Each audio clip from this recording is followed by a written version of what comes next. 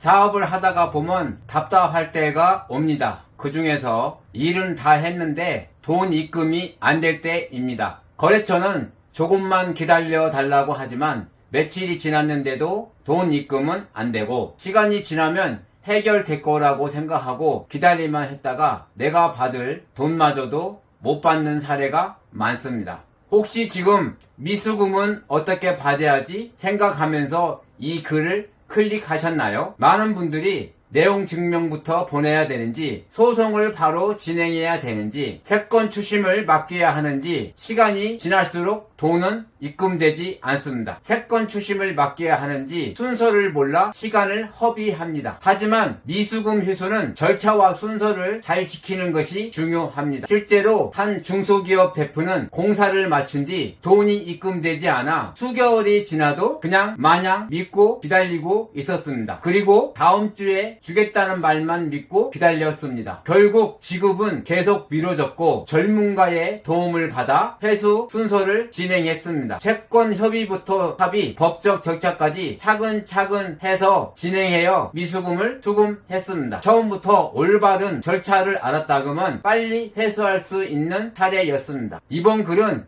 미수금 회수 절차, 돈 받는 방법 6단계를 아주 쉽게 설명해 드리겠습니다. 거래처가 돈을 지급하지 않을 때 무엇부터 해야 되는지, 언제 법적 절차를 고려해야 되는지, 실무에서 놓치기 쉬운 핵심 포인트를 알려드리겠습니다. 끝까지 영상을 보시면 미수금을 효율적으로 회수하는 절차를 알게 될 것입니다. 미수금은 시간이 해결해주는 문제는 아닙니다. 빠르고 정확한 절차를 밟을수록 회수 확률은 높아집니다. 반대로 시간을 허비할수록 돈을 받을 수 있는 확률은 낮아집니다. 많은 사업자분들이 거래처 관계를 중시하여 차일피일 미루다가 결국 연락이 끊기거나 회사가 폐업해 돈을 받을 수 없는 지경까지 이르릅니다. 특히 조금만 기다려라, 다음 달에 주겠다 라는 말만 믿고 기다리다가 다른 채권자가 먼저 가압류를 하는 경우가 많습니다. 미수금은 감정으로 해결하는 게 아니라 절차와 증거로 해결하는 문제입니다. 따라서 체계적인 회수 절차를 이해하고 이대로 진행하시면 될 것 같습니다. 미수금 회수는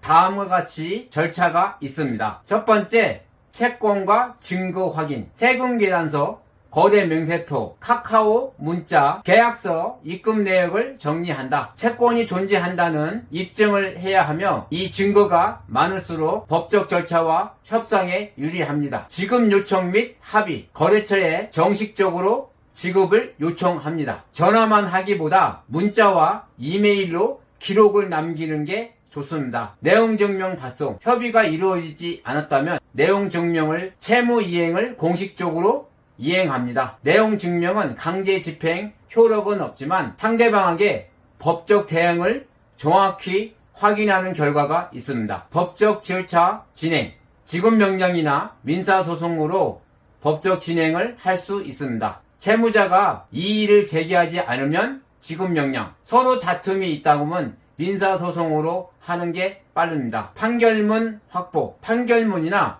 법적 권한을 확보하면 법적으로 받을 권리가 확정됩니다. 그러나 여기에서 끝나는 것이 아니라 법적 절차 후 진행이 더 중요합니다. 강제 집행 및 채권 추심, 채무자의 재산을 확인하여 자동차, 부동산, 통장, 거래은행, 급여, 매출 채권 등의 강제 집행을 진행할 수 있습니다. 사항에 따라 전문 채권 추심 회사의 도움을 받는 것도 좋습니다. 왜 미수금 회수는 순서가 중요할까요? 채권은 시간이 지날수록 회수 환경이 나빠질 수 있습니다. 채무자의 재산을 처분하거나 사업을 폐업하거나 연락이 두절되면 실제 회수가 어려워질 수 있습니다. 또한 필요한 증거를 확보하지 못하면 소송에서도 불리하게 작용할 수 있습니다. 그래서 실무에서는 증거 확보, 협의, 내용 증명, 민사소송, 강제 집행 이라는 흐름으로 진행되는 경우가 많습니다. 절차를 건너뛰기보다 현재 상황에 맞는 단계를 정확히 진행하는 것이 시간과 비용을 줄일 수 있습니다. 소송하면 무조건 돈을 받을 수 있는 것 아닙니까? 많은 분들이 이렇게 생각합니다. 하지만 판결을 받았다고 해서 자동으로 돈이 입금되는 건 아닙니다. 채무자 명의의 재산이 없거나 다른 채권자에게 압류가 당한 경우에는 채권 회수가 늦어질 수 있습니다. 또 내용 증명만 보내면 돈을 준다, 이렇게 생각하는 사람도 있습니다. 내용 증명은 심리적인 압박은 있지만 강제 집행은 할 수가 없습니다. 따라서 상황에 따라 바로 채권 추심 의뢰, 지급명령, 내용 증명, 민사소송으로 진행할 수도 있습니다. A 업체는 공사를 모두 마쳤지만 공사대금 3천만 원을 받지 못했습니다. 거래처는 계속해서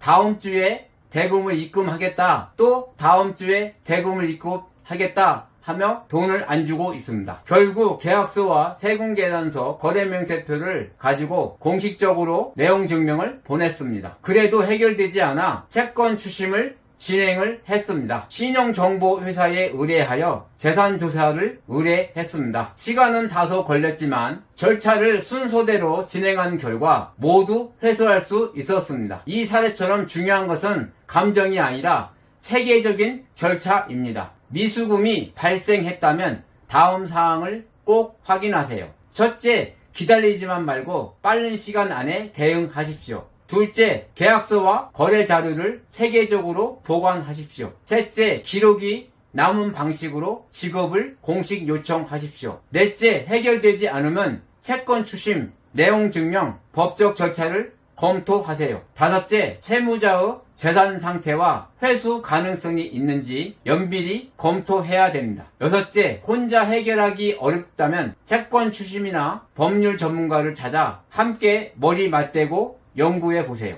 미수금은 단순히 돈을 못 받는 문제가 아니라 기업의 현금 흐름과 기업 경영에 직접적인 영향을 받을 수 있습니다. 대응 시기를 놓치지 않고 올바른 절차를 밟는다면 회수 가능성을 높일 수 있습니다. 무엇보다 상황에 맞는 전략을 선택하는 것이 중요한 것입니다. 미수금 회수는 법적 절차를 아는 것만으로 해결되지 않습니다. 채권의 성격, 채무자의 상황, 보유 증거, 회수 가능성을 함께 연구해야 회수 가능성이 높아질 수 있습니다. 저는 단순히 소송을 하세요, 기다리세요, 획일적인 답변보다 현재 상황에 맞는 해결 방법, 회수 방법을 같이 고민합니다. 불필요한 시간과 비용을 줄이고 회수 가능성을 높일 수 있는 방법을 찾을 수 있도록 실무적인 관점에서 정보를 제공해 드리겠습니다. 미수금을 고민하고 계신다면 혼자 판단보다 현재 상황을 객관적으로 검토해 보세요. 초기 대응이 빠를수록 선택할 수 있는 방법은 더 많아집니다. 미수금 때문에 고민하고 계신가요? 현재 상황을 댓글로 남겨주시면 가능한 범위에서 회수 절차와 대응 방향을 함께 찾아보겠습니다. 공사대금, 물품대금, 미수금, 거래처 미수금, 판결 후 미회수, 채권 추심에 관한 질문, 예를 들어 아래와 같이 남겨주시면 되겠습니다. 공사대금 2천만원 못 받았습니다. 내용 증명이 보냈는데도 연락이 없습니다. 판결을 받았는데 돈을 못 받고 있습니다. 거래처가 폐업했는데 어떻게 해야 될까요? 상황이 사람마다 다르기 때문에